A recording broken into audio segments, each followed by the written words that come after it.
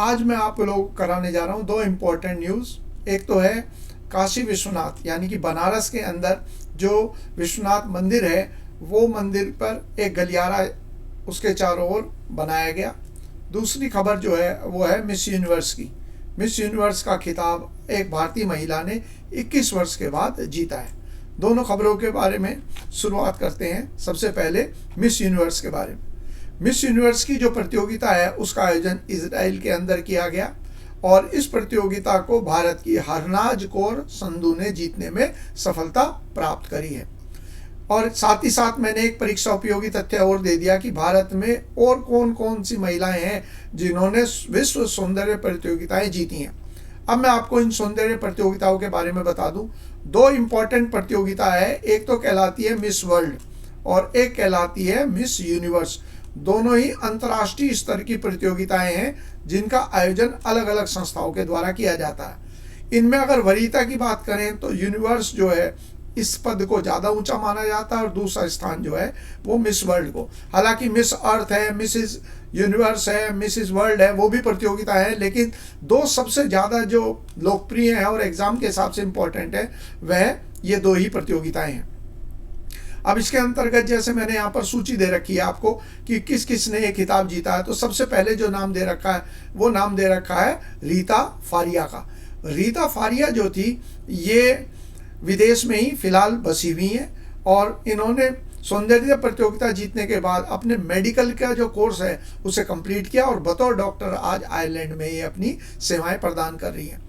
अब इन्होंने जो खिताब जीता था वो जीता था कौन सा, जैसे मिस वर्ल्ड, तो पहली मिस वर्ल्ड जो बनी वो रीता फारिया है। इसके बाद आता है सुष्मिता सेन का नाम। सुष्मिता सेन का जो नाम आएगा वो किस रूप में आएगा कि इन्होंने एक प्रतियोगिता जीती जिसे कहा जाता है मिस यूनिवर्स। तो पहली मिस वर्ल्ड तो होगी रीता फारिया और पहली मिस यूनिवर्स जो है वह होगी सुष्मिता सेन। उसके बाद मिस वर्ल्ड का खिताब 1994 में ही जीता ऐश्वर्या राय ने।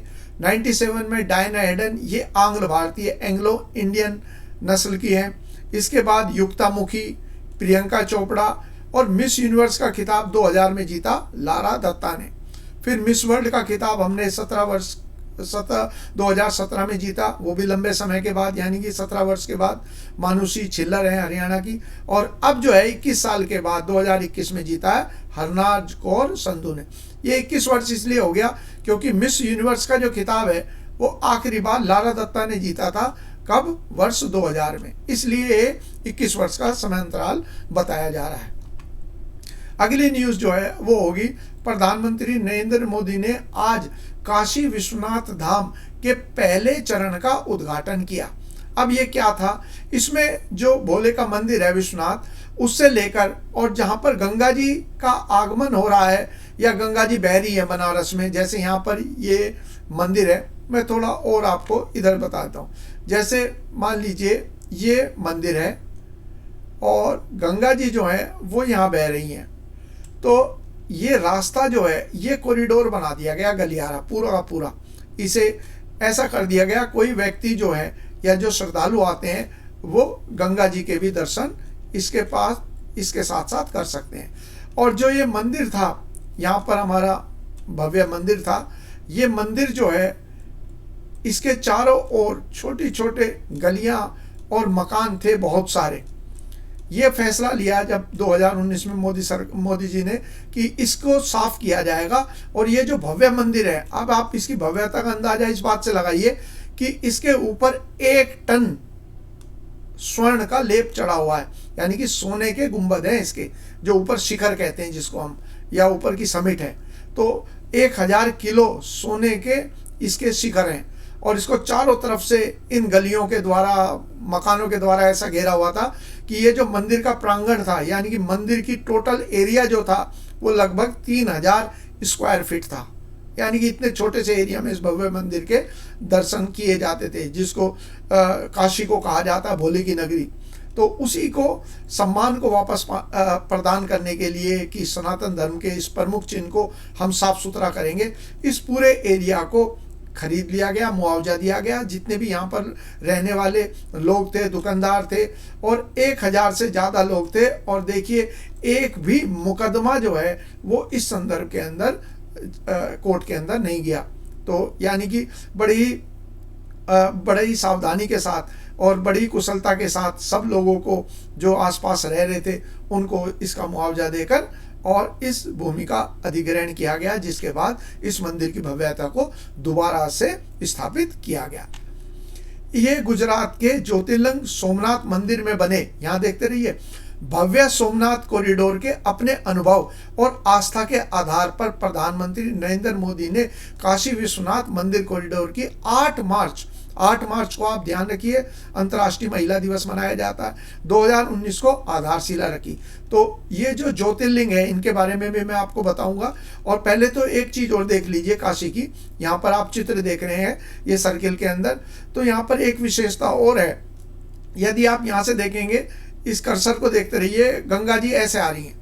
तो गंगा जी का जो दिशा है आमतौर पर आप देख रहे हैं कि या तो वो पूरब की तरफ ईस्ट की ओर है या फिर साउथ की ओर। लेकिन यहाँ बनारस में जाने के, बनारस में वाराणसी, काशी और बनारस, ये तीनों नाम है जिस नाम से संबोधन किया जाता है। और ऐसा माना जाता है कि कश नाम के एक शासक थे प्राचीन काल में, जिन्होंने इस पूरे हिस्से की स्थापना करी, जिसकी वजह से इसको नाम दिया गया काशी। और बाद में ये नाम बदलकर जो है कई नाम रखे गए, जैसे बनारस भी कहा जाता है। और इसके अलावा वर्तमान के अंदर तो इनको, इस नगरी को कहा जाता है किस रूप में, वाराणसी के रूप में। तो गंगा जी ऐसे आ रही हैं, जैसे आप यहाँ व्हाइट पेज पे आसानी से देखेंगे। और उसके बाद बनारस की तरफ जब ऐसे आ रही हैं, और बनारस की तरफ जाने पर ये नॉर्थ की तरफ ऐसे जा रही हैं। तो ऐसा माना जाता है हिंदू मान्यताओं में कि गंगा जी जो है वो भोले का चरण स्पर्श करते हुए फिर वो आगे की तरफ बढ़ जाती हैं अपनी दिशा में। अब यहाँ पर जैसे मैंने आपको बताया उससे आगे बढ़ते हैं। तो सोमनाथ के मंदिर को भी, सोमनाथ का मंदिर कहाँ पड़ता है, गुजरात में। तो मोदी जी जब प्रधानमंत्री थे तो उस समय ने उसी तरीके का वहाँ पर निर्माण कराया। उसी अनुभव के आधार पर काशी विश्वनाथ में भी ये परिवर्तन किया गया। काशी विश्वनाथ धाम परियोजना करीब 5 लाख वर्ग फीट में फैली हुई। कितना एरिया था, 3000 स्क्वायर फीट था, और अब कितना हो गया, 5 लाख। और गंगा नदी को काशी विश्वनाथ मंदिर से जोड़ती है, जैसे मैंने आपको दिखाया। प्रधानमंत्री ने यहाँ पहुंचकर सबसे पहले नगर कोतवाल काल भैरव, तो काशी के बारे में माना जाता है कि उनके जो गार्ड हैं, गार्जियन हैं, कोतवाल हैं, वो या पहरेदार हैं, उन्हें कहा जाता है काल भैरव। तो जो कोई भी विश्वनाथ धाम की यात्रा करने जाता है वो पहले काल भैरव के दर्शन करता है। इस मंदिर में पूजा अर्चना की और गंगा नदी में खड़े होकर उन्होंने सूर्य को आद्य किया, यानी कि सूर्य को नमन किया। काशी विश्वनाथ मंदिर के बारे में जान लीजिए क्या क्या इंपॉर्टेंट पॉइंट्स हैं, यहाँ पर मैंने दे रखे हैं। सबसे पहले तो काशी विश्वनाथ मंदिर जो है वो शिव के 12 ज्योतिर्लिंगों में से एक है। 12 जो हैं वो जगह हैं जहाँ पर भगवान शिव के संबंध में माना जाता है, हिंदुओं की आस्था है कि वहाँ ज्योति अर्जन हुआ, यानी कि भगवान शिव के वहाँ पर चरण पड़े, उनको 12 ज्योतिर्लिंग कहा जाता है। और 12 में से एक ज्योतिर्लिंग उत्तर प्रदेश में है और वो काशी का विश्वनाथ मंदिर है भारत में। और इस मंदिर के बारे में और क्या, मुस्लिम आक्रमणकारियों ने, जैसे इसमें नाम कई सारे आ जाएंगे, कुतुबुद्दीन ऐबक का नाम भी आता है। उसके बाद और कई आक्रांताओं के, हमलावारों के नाम आते हैं जिन्होंने 11वीं शताब्दी के अंदर, कुतुबुद्दीन ऐबक ने इसके ऊपर हमला किया। उसके बाद 1585 के राजा टोडरमल, जो अकबर के 9 रत्नों में से एक था, उसने काशी विश्वनाथ मंदिर का पुनर्निर्माण कराया था। और 1669 में औरंगजेब के आदेश पर इस मंदिर को पूरी तरह तोड़ दिया गया। इसीलिए मोदी जी ने कहा कल भाषण में कि अगर कोई औरंगजेब होगा तो उसके सामने एक शिवाजी जो है वो अवश्य खड़ा होगा, क्योंकि शिवाजी ने सनातन धर्म की रक्षा की थी। इसके बाद देखिए 1780 में इंदौर की रानी अहिल्याबाई होलकर, सनातन धर्म को मानने वाले का मतलब है कि अगर जन्म किसी का हिंदू परिवार में हुआ है तो वो सनातन धर्मी नहीं हो गया, वो अगर अपने इतिहास को नहीं जानता और अपने पूर्वजों का सम्मान नहीं करता तो वो सच्चा सनातनी नहीं है। अहिल्याबाई का नाम हर सच्चा सनातनी जानता है, क्योंकि अहिल्याबाई को के बारे में ये विख्यात है कि ये एक गरीब परिवार से थी, लेकिन शाही परिवार में विवाह हुआ और उसके बाद इन्होंने जितने भी प्रमुख मंदिर हैं भारतवर्ष के, जिसमें सोमनाथ का मंदिर भी आता है गुजरात का, इसके अलावा काशी विश्वनाथ का मंदिर है और मंदिर केदारनाथ के भी हैं, जहाँ पर विष्णु प्रयाग पड़ती है उत्तराखंड में, वहाँ भी इन्होंने मंदिर का निर्माण कराया। तो ने ज्ञानवापी परिसर का मतलब है औरंगजेब ने जब मंदिर को तुड़वाया तो उसी मंदिर की एक दीवार को बचाए रखा और उसी के साथ जोड़ते हुए एक मस्जिद बनाई, जिसको ज्ञानवापी मस्जिद कहा जाता है। बगल में एक नया मंदिर बनवाया। तो इस मंदिर का निर्माण किसने किया? अहिल्याबाई होलकर ने।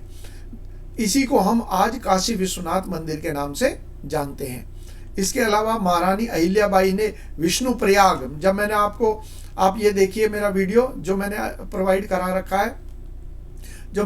करा रखा है उत्तराखंड के रूप में, तो आप वहाँ पर जाएंगे तो विष्णु प्रयाग है, वहाँ पर भगवान विष्णु का भव्य मंदिर का निर्माण कराया। इसके अलावा अहिल्याबाई ने काशी विश्वनाथ के अलावा गुजरात के सोमनाथ मंदिर का जीर्णोद्धार का मतलब रेनोवेट कराना, उसे ठीक कराना, वो उसके लिए भी इनको श्रेय दिया जाता है। और सबसे अंतिम और सबसे महत्वपूर्ण बातों में से एक है, इस मंदिर के 2 शिखर हैं। 2 शिखर जो हैं वो स्वर्ण मंडित हैं और महाराणा रंजीत सिंह, ये वो महाराणा रंजीत सिंह है जिन्होंने अमृतसर के स्वर्ण मंदिर को भी स्वर्ण दान में दिया। तो अपनी जो पत्नी है उन पत्नी के कहने पर इन्होंने 1835 में 1000 किलो यानी कि 1 टन सोना जो है वो दान में किया, और वही आज इसके शिखर या समिट के रूप में हमें दिखाई देता है। अब ये जो 12 स्थान है जिनको ज्योतिर्लिंग कहा जाता है, जो शिवलिंग में, जहाँ पर शिवलिंग मौजूद है और उनमें ज्योति के रूप में स्वयं भगवान शिव विराजमान है, ये मान्यता है हिंदुओं की। और 12 जगह पर है। कहाँ कहाँ है वो मैंने आपको चित्र के आधार पर भी दिखाए। ये 2 तो हैं गुजरात के अंदर, और मैं अभी आपको दिखाता हूँ, इनको आप इस रूप में देखिए। यहाँ पर है तो एक तो यहाँ पर हो गया सोमनाथ का मंदिर, जो भव्य मंदिर जिसे महमूद गजनी ने नुकसान पहुंचाया था। इसके बाद है नागेश्वर या नागेशवल, ये ज्योतिर्लिंग है बड़ौदा के पास। 2 तो हो गए गुजरात में। तीसरा दे रखा है यहाँ पर, तीसरा दे रखा आंध्र प्रदेश में। तो आंध्र प्रदेश तो आप देखिए यहाँ पर श्रीकाकुलम नाम की जगह पड़ती है, वहां पर है। इसके बाद दे रखा है अगला उज्जैन तो, और अगला दे रखा है एक और ज्योतिर्लिंग ओंकेश्वर। ये नर्मदा नदी के किनारे तो ओंकेश्वर है, और उज्जैन तो हम जानते ही है, ये इंदौर के पास ही है, 2 मध्य प्रदेश में। इसके बाद सबसे ज़्यादा ज्योतिर्लिंग कहाँ पर है? महाराष्ट्र में 3 है। इनको भी देख लीजिए। महाराष्ट्र जो है, ये पिंक कलर जो दे रखा है महाराष्ट्र है। महाराष्ट्र में भीमकेश्वर, त्र्यंबेश्वर और घृणेश्वर, ये 3 हैं। सबसे ज़्यादा जहाँ पर ज्योतिर्लिंग है वो महाराष्ट्र है। इसके अलावा उत्तराखंड में तो ऊपर की तरफ आप देखिए ये आ गया, तो यहाँ पर केदारनाथ ज्योतिर्लिंग है। इसके बाद आ गया उत्तर प्रदेश में तो हम काशी की बात कर रहे हैं, ये हिस्सा आ गया जिसकी हम चर्चा फिलहाल कर ही रहे हैं। इसके बाद आ गया झारखंड में जितने भी कलरफुल हैं यही हैं जिनके बारे में बता रहा हूँ। ये कौन सा कहलाता? वैद्यनाथ ज्योतिर्लिंग। और आखिरी जो है एक और पवन नगरी है हिंदुओं की जो कहलाती है रामेश्वरम जो है वो यहाँ पर पड़ती है, यानी कि एक द्वीप है, द्वीप के ऊपर ये स्थित है, जहाँ पर हमारे जो युवाओं के एक प्रकार से नायक हैं एपीजे अब्दुल कलाम। तो एपीजे कलाम की जो जन्म हुआ था वो रामेश्वरम में ही है।